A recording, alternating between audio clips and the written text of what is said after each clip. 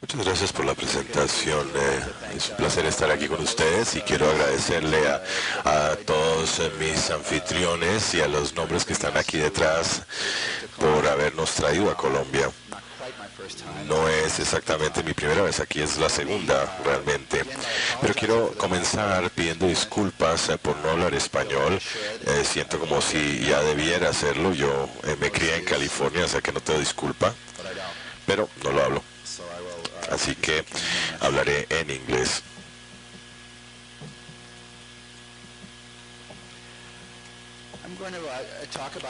Voy a hablar acerca del entorno económico global con referencia especial a los países en desarrollo y mercados emergentes y los productores de commodities. Voy a comenzar con algunas tablas del Fondo Monetario Internacional, pero solamente voy a hacer unas pocas porque no quiero entrar en el territorio del profesor Terranos, que está en el Fondo Monetario Internacional y tiene tablas similares, y como él participó en prepararlas, él puede hablar mejor de ellas. Pero sí quiero hablar de unas pocas. Primero, como sabemos, los países en desarrollo, los mercados emergentes, generalmente se recuperaron de la recesión global del 2008-2009 mucho más rápido que los países avanzados, diría que más rápido incluso que lo normal. Esta tabla de el World Economic Outlook del Fondo Monetario Internacional, que salió hace unas pocas semanas, muestra las economías emergentes mostrando menos sufrimiento respecto a la recesión y recuperándose más rápido con tasas de crecimiento más fuertes hasta el 2011 inclusive. Esta realmente se la va a mostrar él, así que la vamos a sacar.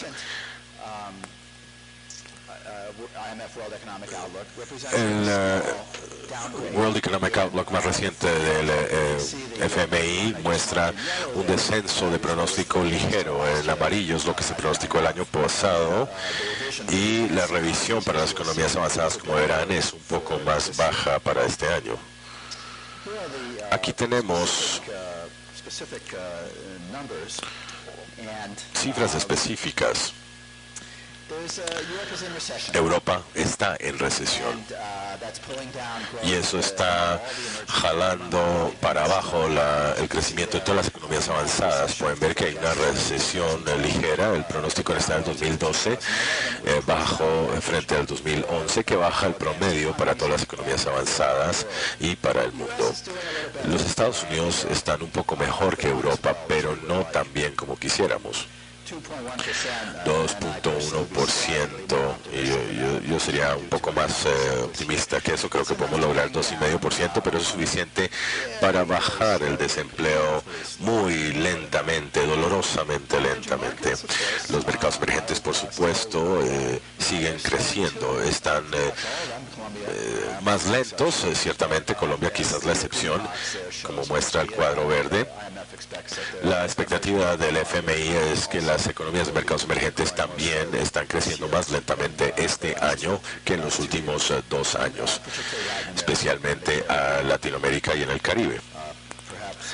Tal vez Colombia es la excepción, tal vez Brasil es una excepción también, pero la mayoría de los demás no. Esa es la línea base. Ahora voy a arrancar a partir de eso como mi punto de partida y voy a estructurar mi charla alrededor de 4 riesgos grandes que amenazan la expectativa global. Uno puede establecer más de 4, pero estos son los 4 que parecen más probables. Pero no estoy diciendo que ninguno vaya a suceder necesariamente. Estoy diciendo que hay una probabilidad del 20% en términos generales de que cualquiera de estas se dé de una manera suficientemente severa para amenazar la coyuntura central que está descarrilando o amenazando descarrilar la expansión. Cuando hablo de riesgo grande, pues es una probabilidad del 20% con grandes consecuencias si llega a darse.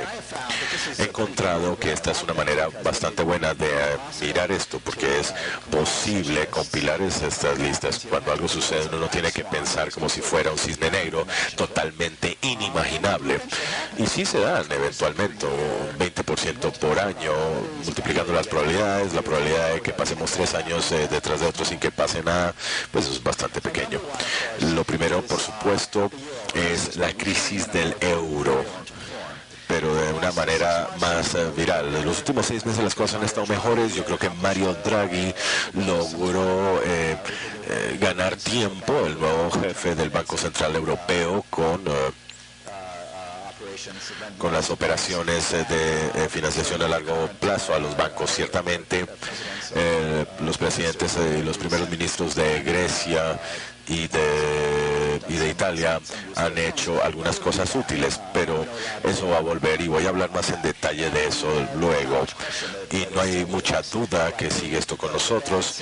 El escenario malo es que aumentan los spreads, no solamente en los países periféricos, sino en el norte de Europa, y posiblemente llevando incluso a una ruptura de la zona euro. Segundo, que pienso que es una amenaza grave, es que se vuelva a pasar a estas diferencias irreconciliables en presupuestos en Estados Unidos.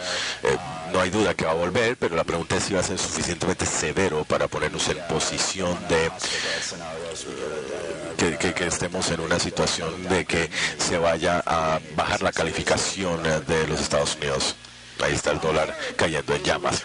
Tercero está que se vuelva un retorno del risk-off. Hemos tenido una alternancia entre riesgo y no riesgo.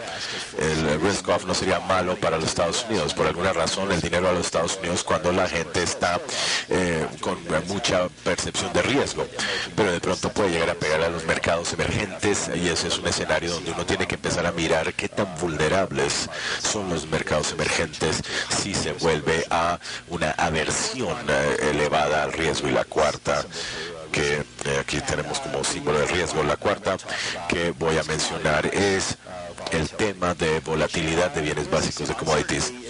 La incertidumbre no solamente cosas buenas o malas, puede ir en ambas direcciones, pero un choque duro para la economía mundial sería un aumento muy elevado en precios de petróleo, que puede ser bueno para Colombia, pero malo para la economía mundial. Voy a hablar de cada uno individualmente. Número 1, la crisis de la deuda soberana en la periferia europea va a volver, y en España realmente, hablando de España, no, pues no ha salido, pero el punto álgido en este momento es España, por supuesto. Esa es la versión que no tiene quitados los errores de ortografía. Pero bueno, Grecia pasó por la refinanciación en marzo, pero va a volver a ser factor. Incluso con la reestructuración de la deuda, sigo pensando que Grecia no está en un camino sostenible de deuda. La relación de deuda a PIB sigue subiendo y no se va a moderar a algo más manejable. Grecia no va a lograr crecer para salir de la crisis, ni siquiera con más austeridad. Es posible, uno podría llegar a decir que cuando pudiera reestructurar el resto de su deuda a Grecia o entrar en suspensión de pagos completamente.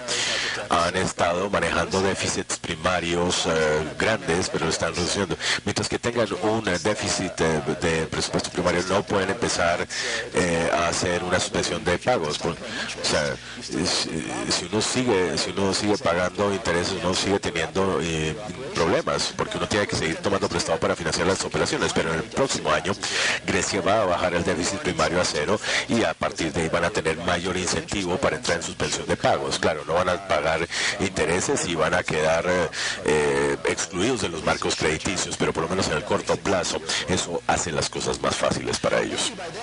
De pronto, para ese momento, no solamente va a poder aguantar una suspensión de pagos Grecia, sino que los bancos que tienen deuda griega van a estar en una posición de resistirlo mejor, habiendo reducido su exposición gradualmente en el tiempo. Y Grecia va a entrar en suspensión de pagos, entonces empieza a tener sentido que salga del euro, de lo contrario no. Pero lo que puede gatillar esto puede que no sea Grecia, puede ser Portugal o Italia. Lo que yo llamo el gran riesgo número uno es que se vuelva al contagio a otros, incluyendo en esta ocasión a Francia y tal vez incluso otros países del norte de Europa. La pregunta entonces es si el contagio pudiera salir más allá de la eurozona. Una dirección en la que podría ir es hacia el Reino Unido, los Estados Unidos y Japón, que son otros países avanzados que tienen niveles elevados de deuda. Otra dirección podría ser la dirección a la que iba cuando había contagio, que es hacia los mercados emergentes. Esos van a ser mi gran riesgo número 2 y gran riesgo número 3. A lo largo de las economías avanzadas, la relación de deuda a PIB ha estado creciendo. Actualmente está casi al nivel más elevado de un siglo. La única vez que estuvo más alto fue brevemente durante la Segunda Guerra Mundial por razones obvias. Los países avanzados bajaron la relación de deuda a PIB hacia los años 40 muy rápidamente, pero ha estado subiendo durante 30 años y especialmente con la gran recesión. Los Estados Unidos claramente están en esta categoría. Este es mi gran riesgo número 2. No hay incertidumbre de si el problema de deuda ha desaparecido, sigue absolutamente vivo y con nosotros. También que no hay incertidumbre de que vamos a seguir haciendo un mal trabajo políticamente manejándolo. Pero la pregunta es exactamente qué tan mal va a ser aquello. Yo creo que los Estados Unidos ha mal administrado sus finanzas. Hemos manejado nuestras finanzas tan mal como Europa. Y nosotros no tenemos la disculpa que tiene la eurozona. Ellos tienen 17 cuerpos legislativos y es difícil coordinar. Nosotros tenemos solo uno, pero tenemos dos partidos políticos que están empatados de una manera muy grave, que yo creo que es distinta a cómo se entraban los partidos políticos. Todo va más allá de la ideología, en mi opinión. La deuda, para hablar de eso un poco más, es por supuesto un problema de largo plazo que no se dio solamente ayer, como piensan algunos, que apareció de repente hace 3 años. Para nada. Nosotros hemos sabido durante muchos años que iba a haber un gran déficit en el gasto social, seguridad social y los servicios médicos. Cuando la generación del boom, la mía, empieza a retirarse, los primeros ya se han empezado a retirar y eso va a ser a lo largo de los próximos 15 años. Eso va a bajar todos los dineros que se han ahorrado y eso lo hemos sabido hace tiempos. Esto no es una sorpresa. Pero adicionalmente, desde el año 81, la mayor parte del tiempo, por lo menos 2 de las últimas 3 décadas, nos han mostrado con déficits presupuestarios grandes y hemos debido tener superávits para poder atender los temas pensionales.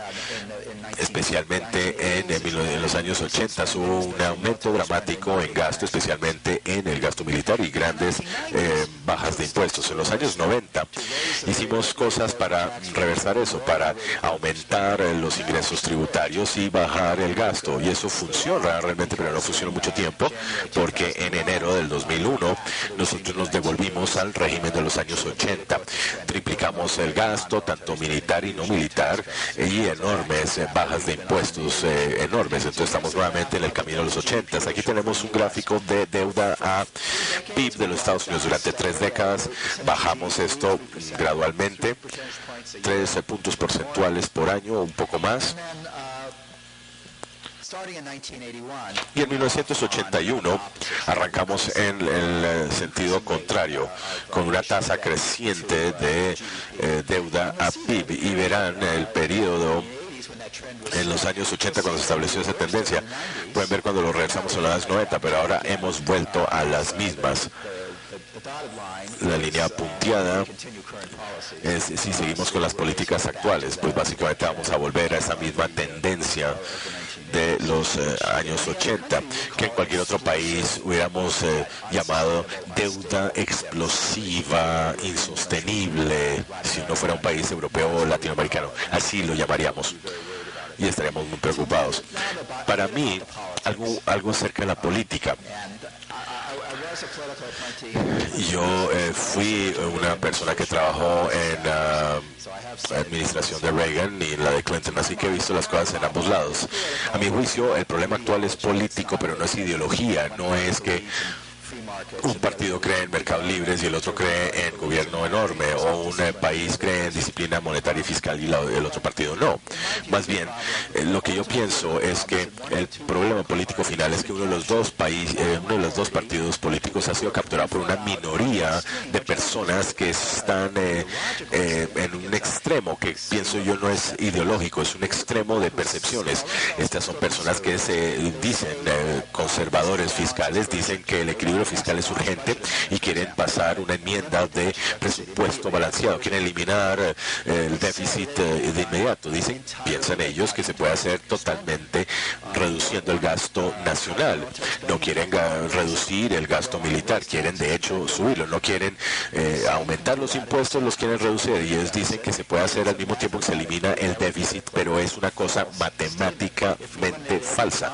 Si eliminamos cada centavo de gasto militar no discrecional, toda la patrulla, todos los salarios de los congresistas, todas esas cosas, todo eso elimina la mitad del déficit del presupuesto.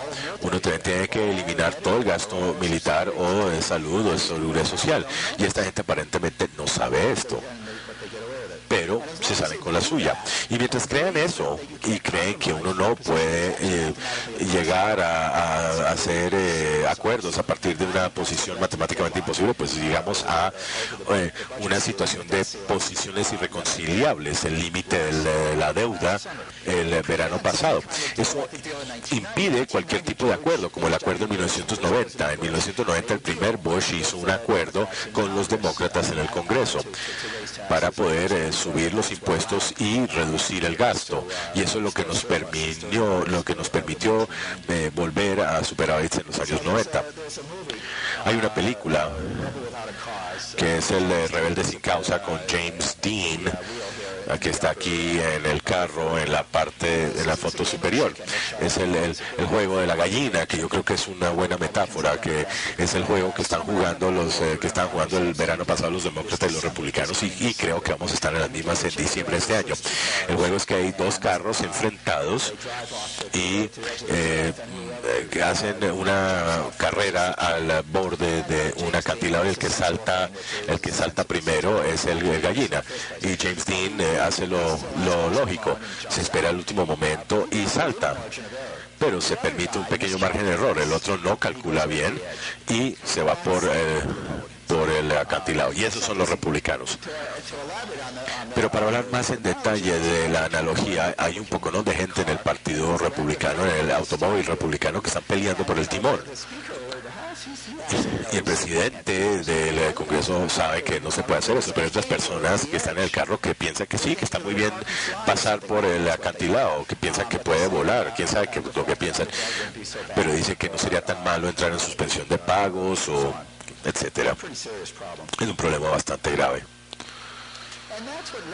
Esto es lo que llevó a que Standard & Poor's bajara la calificación de los Estados Unidos. Cuando nos bajaron de AAA a AA, fue por esta disfuncionalidad del sistema político americano. A fin de cuentas, hubo una solución de última hora que pospuso la fecha límite hasta el final del año 2012, pero eso significa que nos vamos a enfrentar a lo mismo a finales de este año, que ya no está muy lejos. Si no se hace nada, todas estas cosas drásticas van a suceder. Nos vamos a ir por el abismo en llamas. Número 3. Volver al entorno risk-off o de aversión a riesgo. Los mercados financieros han oscilado entre buscar retornos cuando uno cree que no hay riesgo, cuando uno está buscando un retorno esté donde esté sin importar el riesgo, versus los periodos en donde se huye hacia la seguridad, donde la gente está obsesionada en contra del riesgo y todo el mundo entra a bonos del tesoro. Las percepciones de riesgo estaban demasiado bajos en el periodo 2003-2007, y eso lo dije en su momento. Se dispararon, por supuesto, en el 2008-2009, bajaron 2010-2011. La pregunta es, ¿están otra vez con tendencia al alza? Yo creo que esto es una cosa bien interesante. Aquí tenemos los spreads del índice de bonos de mercados emergentes. Pueden ver la crisis de Asia en el 97-98 cuando se disparó. Pueden ver también lo bajo que estuvo entre el 2003 y 2005, pero este gráfico sugiere que hay una correlación bastante elevada con el VIX, que es la volatilidad del mercado bursátil americano en cuanto a opciones, y sugiere que lo que más impulsa los spreads soberanos no es la relación de deuda a PIB, no son las condiciones locales, ni siquiera son las tasas de interés en los Estados Unidos, es más bien la percepción de riesgo, lo mismo que impulsa los acuerdos cuando la gente salta todo a lo mismo. Teníamos Risk On 2005, después Risk Off, después de la caída de Lehman Brothers, que se disparó todo aquello, más la volatilidad y los spreads de los mercados emergentes, y luego con la recuperación volvíamos a baja versión al riesgo. La pregunta es que estamos otra vez en un escenario de percepción de riesgo elevada. Si ese es el caso, ¿quién va a ser golpeado? ¿Qué tan vulnerables son los mercados emergentes? Históricamente, los choques financieros internacionales, como un aumento en aversión al riesgo o aumento de tasas de interés, han golpeado los mercados emergentes más duro que a cualquiera. Cuando los Estados Unidos elevó las tasas de interés en enero de 1994, México fue golpeado mucho más fuerte que los bonos corporativos americanos, y eso ha sido el patrón histórico general en el pasado. 1982, la crisis de deuda internacional; 1997, la crisis del sureste asiático es otro ejemplo. Hay un ciclo que preocupa, un ciclo de 15 años en los mercados emergentes. El ciclo es 7 años de sequía de influjos de capital y 7 años de inundación de capital, y en el año 15 hay una crisis. Esto lo llamo yo el ciclo de José, de la historia de la Biblia, en donde José, que está aquí a la izquierda, ante el faraón, interpreta el sueño del faraón. Recuerdan ustedes que iba a haber 7 años de abundancia, en donde el Nilo iba a estar lleno de agua y iba a haber cosechas abundantes, seguidas de 7 años de sequía y de hambruna. Y el faraón hizo lo sabio, le dijo a su oficial tecnocrático, que era José, para que ahorrara grano durante los 7 años de abundancia, para que pudieran aguantar la sequía, que ciertamente fue 7 años de sequía y de hambre. Entonces el grano ahorrado salvó a los egipcios y pudieron incluso exportar a sus vecinos. Yo creo que es una lección valiosa para todo el mundo, para los funcionarios estatales en los países ricos y pobres, y para el sector privado, para todo el mundo. Pero aquí es la relevancia un poco miedosa. Los primeros 7 años, los años de abundancia, fueron 1975 a 1981. Eso lo llamamos el reciclaje de los petrodólares. Los países de OPEP tenían más petrodólares de los que podían gastar y los reciclaban a través de Londres a países en América Latina y en otras partes que no tenían petróleo y que tomaban dinero prestado para pagar su petróleo. Eso llegó a un final poco agradable en 1982, cuando México fue el catalizador para la crisis. Los 7 años de sequía, que se conoce como la década perdida. Yo diría que en 1989 fue cuando cambió, cuando salieron los bonos Brady, y después tuvimos años de 1990-96, cuando la frase mercados emergentes se volvió muy popular. Eso terminó en 1997 con un frenazo en seco en Tailandia, seguido por 7 años de sequía, que se fue a Rusia y al hemisferio occidental. El tercer ciclo de influjos, que a veces se identifica con los flujos de portafolios de corto plazo, a veces identificado con los BRICS, porque India y China participan por primera vez. Ahora es más inversión directa. Esos 7 años, como los cuento yo, son 2004 a 2011. Eso nos lleva a preguntarnos si estamos listos para el tercer final del ciclo, una crisis de sequía en mercados emergentes en el año 2012. Ahora esto lo hago a manera de pregunta. Ya hemos pasado el 30% del año y hasta ahora vamos más o menos bien. 40% del año, o sea, hasta ahora todo bien. Pero sí es algo que debe preocupar, algo que nos debe poner a pensar en quién es vulnerable, qué países parecen vulnerables si hubiera otra vez un periodo de aversión al riesgo. Para mí, lo que más se preocupa actualmente como países de cualquier tamaño es Turquía. Turquía ha tenido unos años de crecimiento muy fuerte, que es maravilloso, pero yo me pregunto si es sostenible. Especialmente tienen unos déficits comerciales muy elevados, 10% del PIB. Me pregunto si eso es sostenible. En particular, por supuesto, no es un boom de commodities, es un boom de manufacturas, que es maravilloso, pero son importadores de petróleo. Si sube el precio del petróleo van a estar en problemas y eso podría darse. China es el que debe preocupar más porque tendría las mayores consecuencias. Ha tenido algo así como una burbuja de finca raíz. La economía está recalentándose por los precios de finca raíz. Yo llamaría eso una burbuja. Muchos bancos y gobiernos locales en China llevan préstamos malos, préstamos que no se hacían sobre bases económicas sino políticas. Eso podría llevar a un crack en China, a un aterrizaje fuerte. Si eso sucediera, tendría consecuencias bastante severas para América Latina.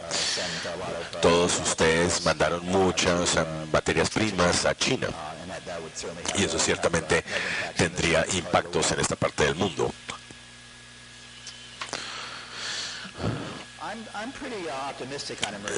Soy bastante optimista respecto a los mercados emergentes, sin importar lo que acabo de decir, y hay una razón por la que puse este problema como en tercer lugar, puse el euro primero y Estados Unidos de segundo.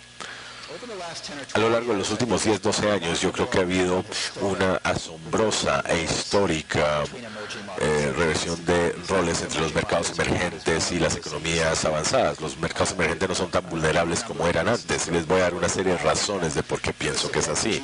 Primero, la relación de deuda a PIB de los países ricos es más del 80%, que es más del doble de los mercados emergentes y está creciendo rápidamente al tiempo que baja en los mercados emergentes. Combinado con la frase de intolerancia a la deuda de Rogoff, los mercados castigan para cierto nivel de deuda. Eso parece ser menos cierto. Si uno junta las dos cosas, entonces llega uno a concluir que algunas economías emergentes tienen más capacidad de crédito que algunas economías avanzadas. Siempre sucedía que toda economía avanzada tenía una calificación de crédito más alta y tenían spreads soberanos más bajos que cualquier país en vías de desarrollo, pero eso ha cambiado. Si uno mira las calificaciones de crédito o mira uno tasas de interés, aquí está la estadística del World Economic Outlook del Fondo Monetario Internacional. El equilibrio fiscal se ha vuelto más fuerte desde el 2001 en los mercados emergentes. Si se mide por déficit fiscal, a la izquierda subiendo, o reducción de deuda o balance mejorando, o la relación de deuda a PIB que ha estado cayendo, que es esta flecha verde a la derecha, la relación de deuda a PIB que ha estado bajando bastante fuertemente en los países emergentes. Al mismo tiempo, las economías avanzadas han visto un aumento en sus déficits de presupuesto como porcentaje del PIB y un aumento en deuda a PIB, llegando a niveles alarmantes en algunos casos. Ahora aquí está el dato de Standard & Poor's. La mayoría de los datos son de febrero, pero ya he actualizado a abril en algunos casos clave. A la derecha tengo algunos países en desarrollo que no están en desarrollo, donde el ingreso per cápita es tan alto como los Estados Unidos. Hoy día, Hong Kong y Singapur tienen mejores calificaciones de crédito que los Estados Unidos y Francia. Malasia, Chile, Corea, Botswana tienen calificaciones más altas que Irlanda, Italia y España. Brasil tiene una calificación más alta que Islandia. Colombia tiene, India, Indonesia tienen calificaciones más altas que Portugal. Y todo el mundo tiene una tasa una calificación de crédito más alta que en Grecia. Eso es un cambio histórico. Aquí está en los spreads soberanos. Antes era que para los países en desarrollo eran más altos que las corporativas BB, y eso cambió ya. Las corporativas americanas a nivel BB tienen que pagar más para tomar prestado que las soberanas en los países en desarrollo.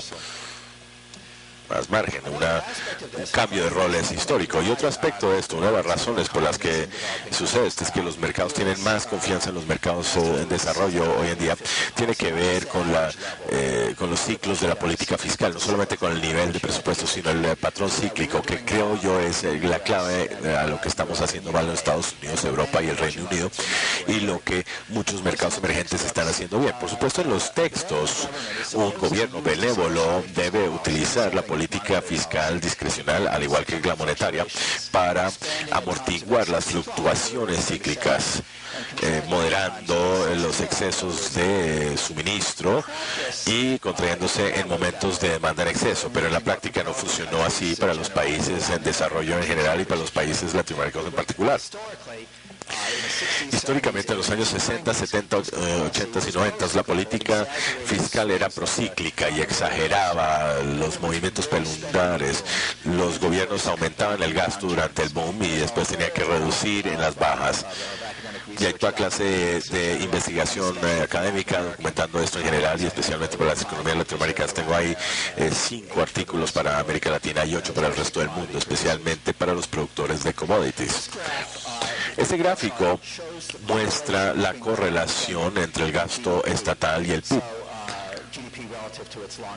PIB relativo a su tendencia a largo plazo. Esto es previo al año 2000. Las barras positivas muestran correlación procíclica positiva. Aquí totalmente a la derecha, eso es Azerbaiyán, un país petrolero que históricamente, cuando sus ingresos suben, aumenta su gasto casi que proporcionalmente. La correlación es casi que 1.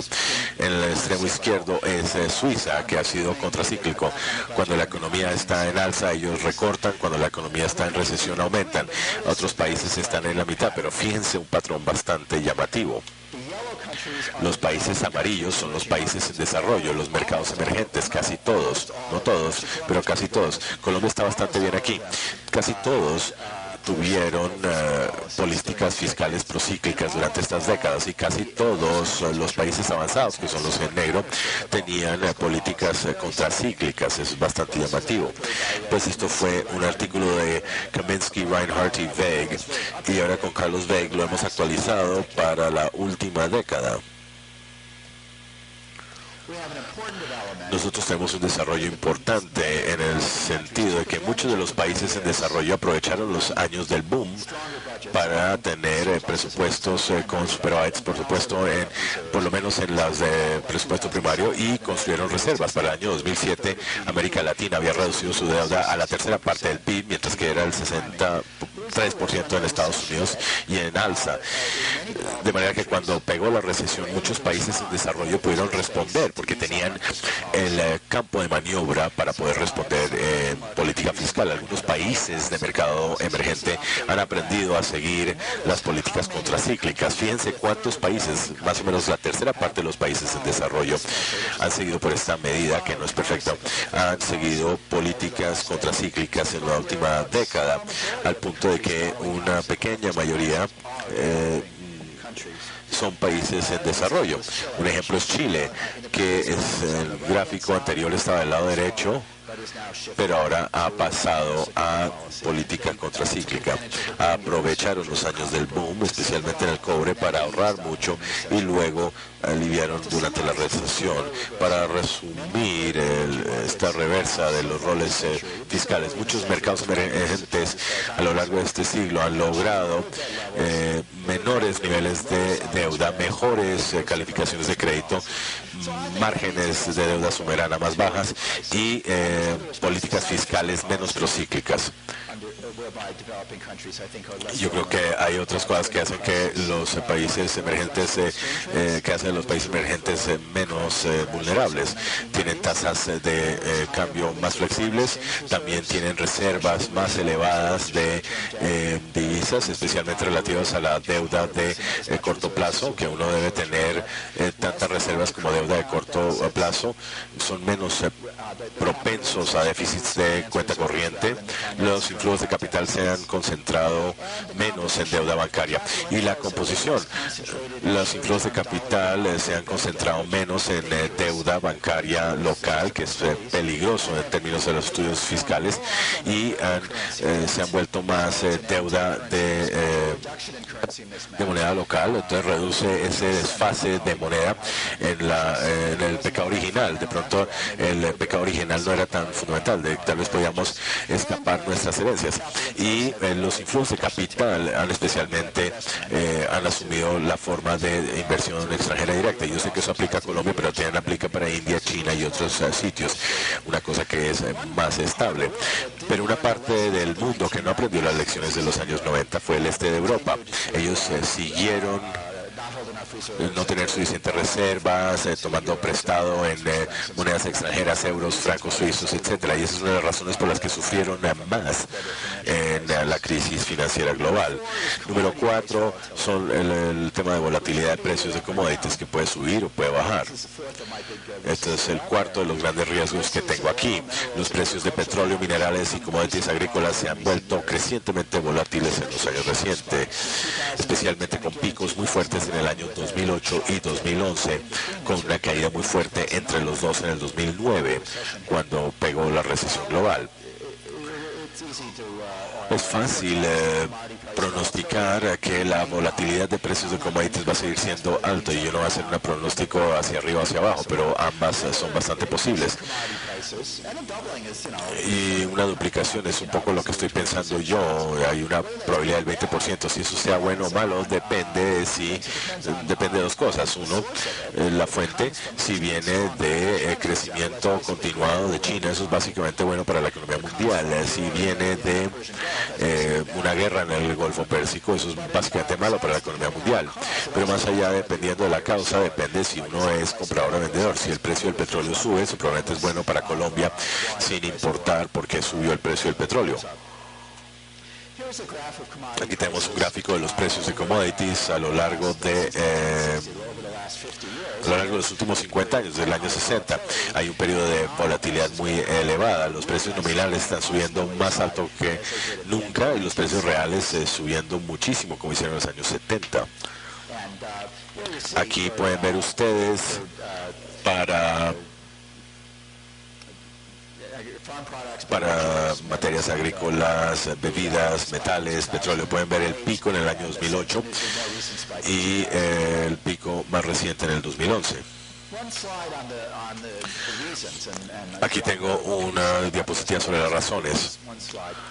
Se puede decir mucho, pero va a ser solamente una diapositiva. Cuando uno mira cualquier sector, hay muchas razones que aplican a un sector, pero miremos, por ejemplo, el trigo. Cuando subieron los precios del trigo en el 2008, o más recientemente, podían ser las sequías australianas, los incendios en Rusia, las inundaciones en Canadá, los subsidios de etanol en Estados Unidos y los controles a la exportación en Argentina.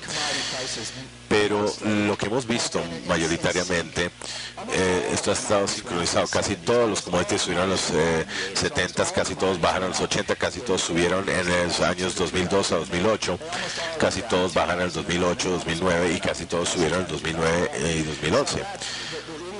Entonces, las características idiosincráticas pues nos dejan por fuera.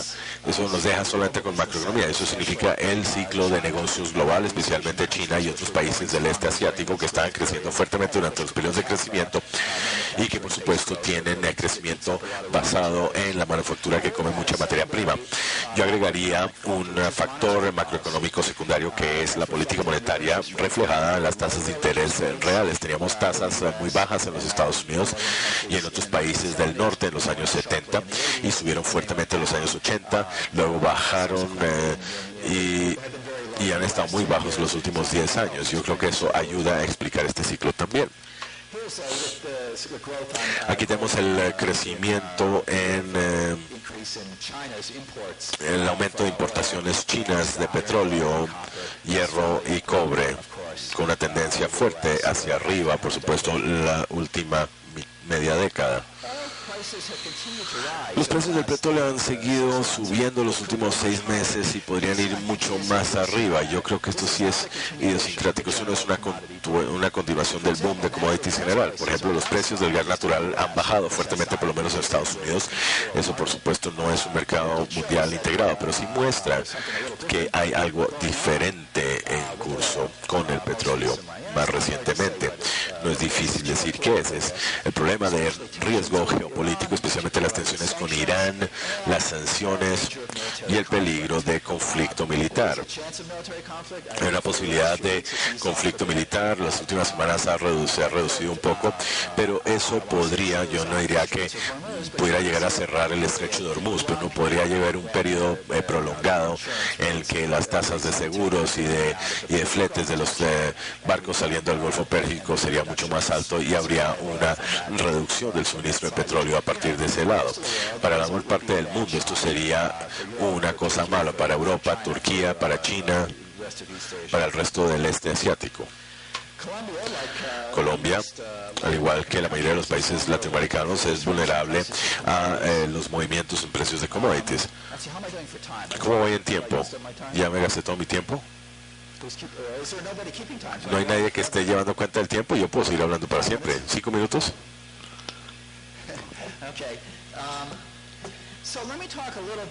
Hablemos entonces un poco acerca de qué hacer si uno es un país que exporta commodities. Recientemente estaba haciendo investigación sobre las curvas de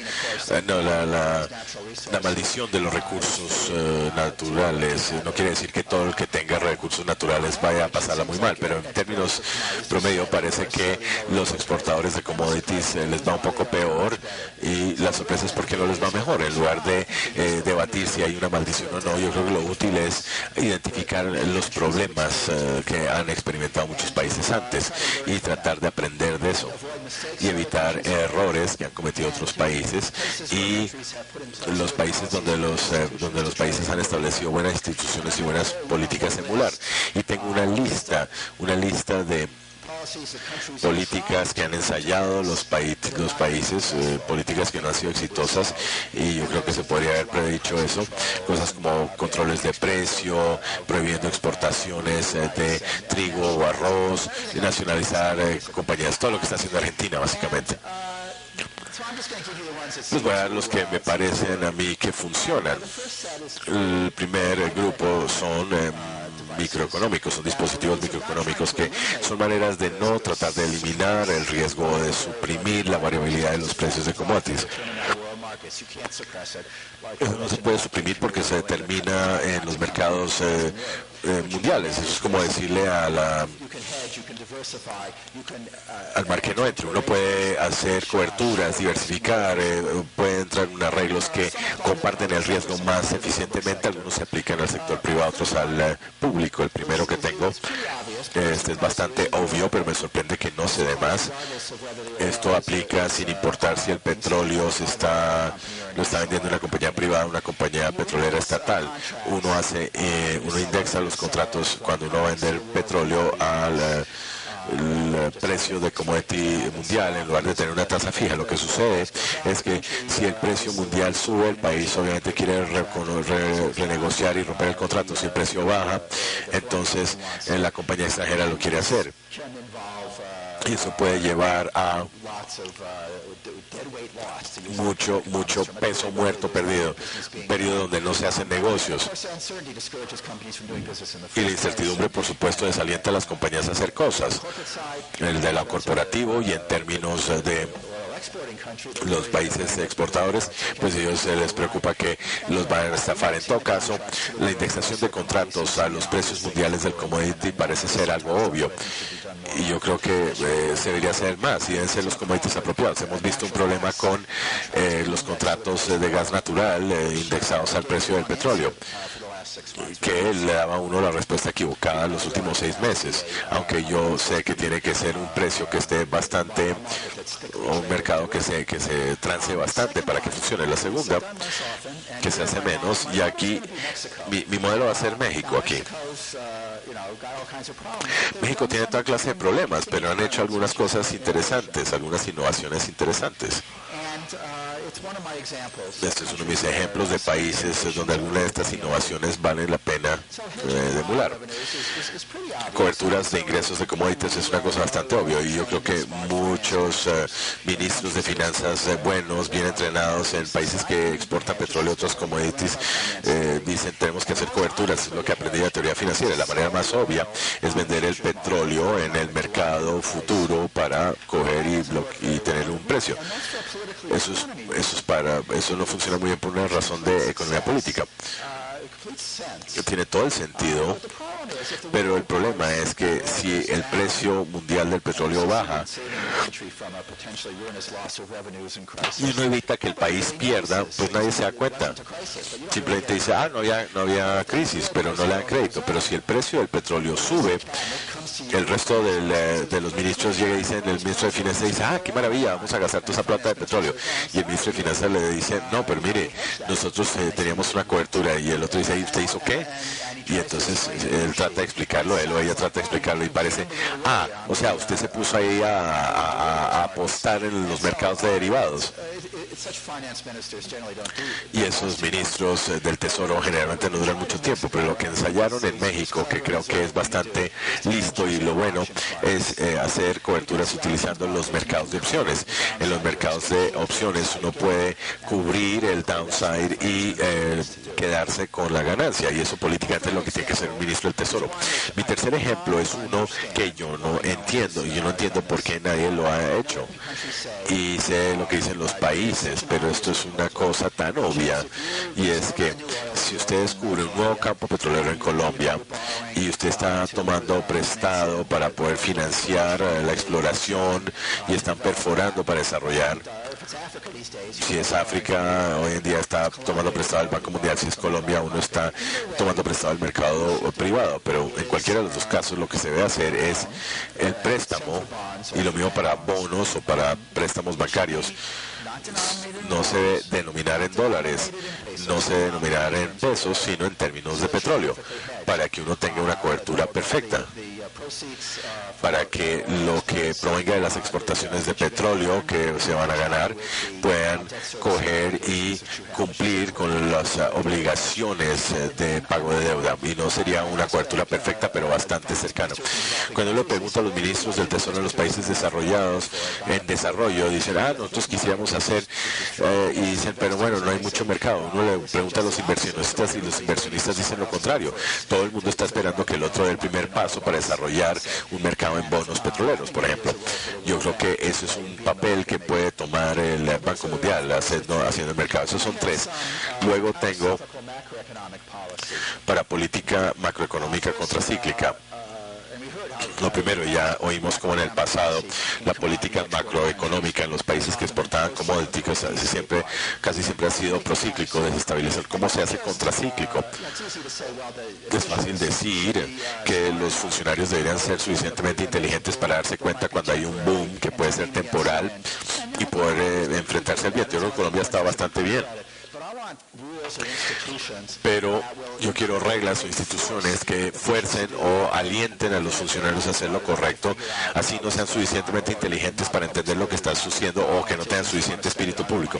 Los políticos quieren gastar toda la plata en su reelección o lo que fuera. Y aquí hay pues el tema de reglas e instituciones, pero no todas las reglas o instituciones funcionan. Esto simplemente puede explicar mis propuestas en esta diapositiva acerca del régimen de la divisa. Hay que permitir cierta apreciación de la moneda en respuesta a un aumento en precios mundiales de las commodities, pero que no sea libre y acumular algunas reservas. O si no, entonces el aumento aparece en el suministro de dinero y entonces puede ser inflacionario. Y cierta apreciación es buena, pero no hay que tener demasiada. Siguiente, si el régimen monetario tiene que enfrentar a la inflación, mi propuesta personal es que en lugar de utilizar el índice de precio al consumidor, que es lo que usa todo el mundo, utilicen una medida de precio que coja y pondere el commodity de exportación, no la importación. No debe ser la canasta de bienes que se consumen, sino la canasta de bienes que se producen. Petróleo, por ejemplo, si uno es un exportador, el petróleo debe tener un peso mayor al consumo.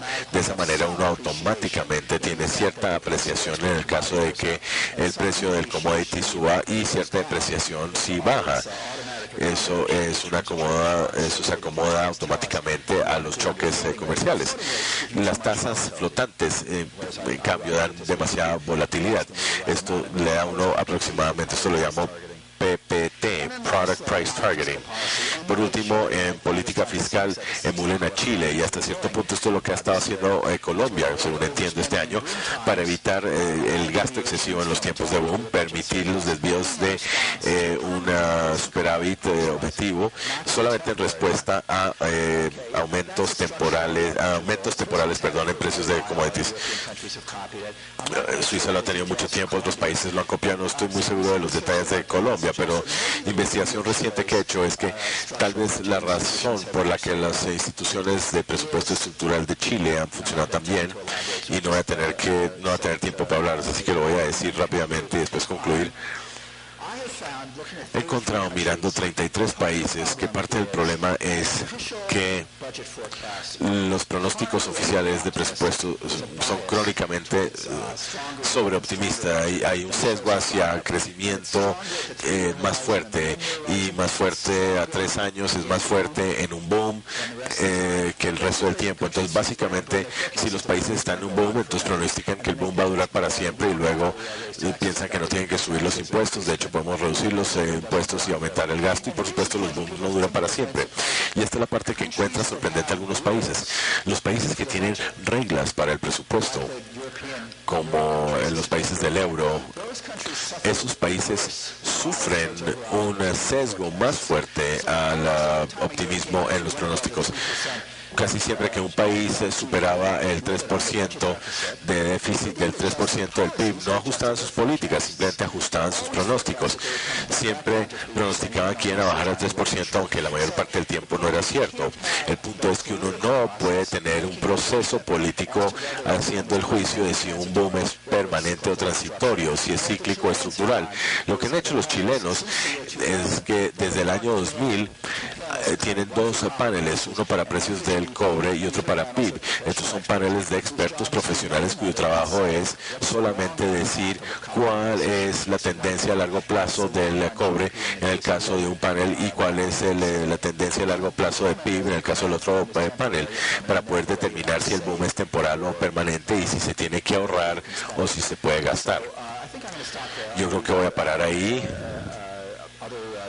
Tenemos a otras personas así que van a hablar, y queremos dejar tiempo para preguntas, que de pronto me pueda dar la oportunidad de hablar sobre algunas de las diapositivas que tenemos más adelante. Gracias.